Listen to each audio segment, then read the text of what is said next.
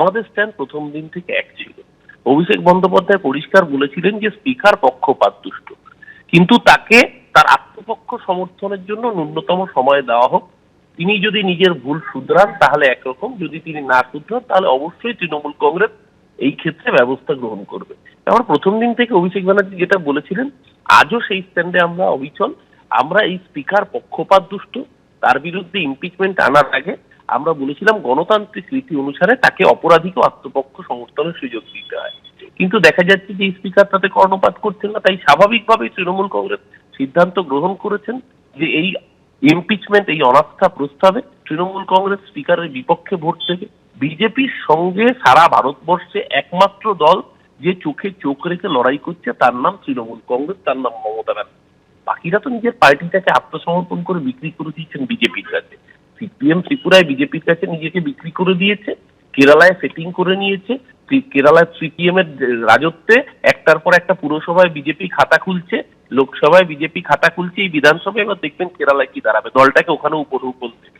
তাই এদের মুখ থেকে আর কংগ্রেসের মুখ থেকে তৃণমূলের বিজেপি বিরোধিতা সম্পর্কে জ্ঞানের বাণী শুনতে হবে না। বিজেপিকে 21-এ তৃণমূল কংগ্রেস নাস্তানাবুদ করে হারিয়েছে, 24-এ হারিয়েছে, 26-এ আবার মাটি ধরাবে।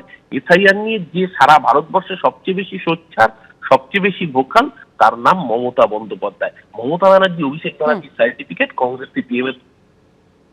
ধন্যবাদ অরূপ।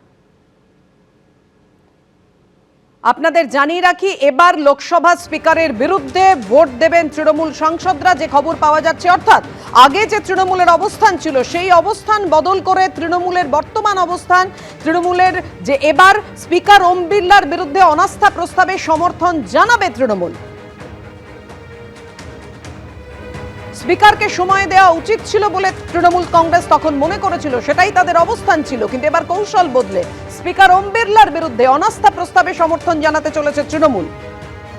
লোকসভা স্পিকারের বিরুদ্ধে অনাস্থা ইস্যুতে কৌশল বদল করল তৃণমূল। স্পিকার ওম বিড়লার বিরুদ্ধে অনাস্থা প্রস্তাবে সমর্থন করবে তৃণমূল, এমনটাই সূত্রের খবর। দলনেত্রীর নির্দেশে স্পিকারের বিরুদ্ধে ভোটও দেবেন সাংসদরা, খবর তৃণমূল সূত্রে।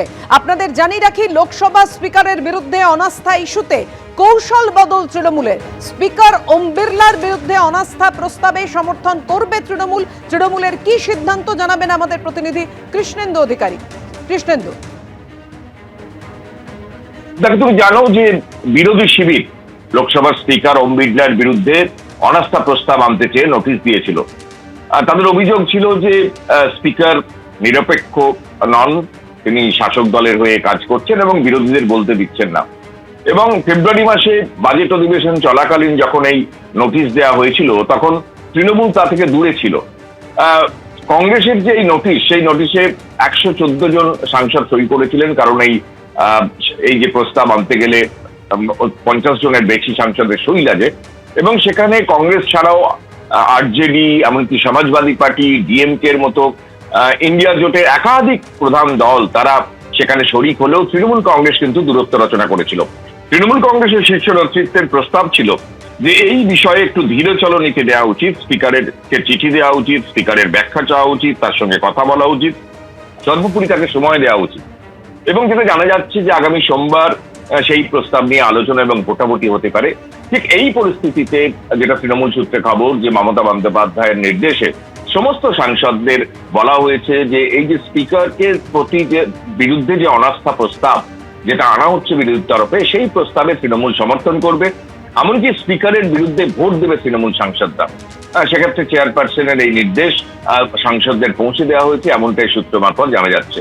সেক্ষেত্রে কৌশলগত তৃণমূলের অবস্থান বদল এটা স্পষ্ট, যে তৃণমূল যেখানে আগে দূরত্ব রেখেছিল, ধীরচল নীতি নিয়েছিল এবং তা নিয়ে অন্যান্য দল, বিশেষত সিপিএম এবং কংগ্রেসের তরফ থেকে একটা বিরোধিতাও এসেছিল। অনেকে সেটিং এর অভিযোগ করছিলেন যে বিজেপি বিরোধী এরকম একটা প্রোগ্রামে কেন তৃণমূল দূরত্ব রচনা করছে। যদিও শেষ পর্যন্ত সেই প্রস্তাব যখন কার্যকরী হওয়ার পথে, আগামী সোমবার তা নিয়ে আলোচনা এবং ভোটাভুটি হওয়ার সম্ভাবনা তৈরি হয়েছে, তখন তৃণমূলের তরফ থেকে সেই কৌশল বদল করে অনাস্থা প্রস্তাবকে সমর্থন এবং স্পিকারের বিরুদ্ধে ভোটাভুটিতে দলের সাংসদদের অংশ নেওয়ার জন্য তৃণমূলের তরফ থেকে, শীর্ষ নেতৃত্বের তরফ থেকে সাংসদদের নির্দেশ দেওয়া হয়েছে, এমনটাই সূত্র মারফত জানা যাচ্ছে। এবিপি আনন্দ, এগিয়ে থাকে, এগিয়ে রাখে।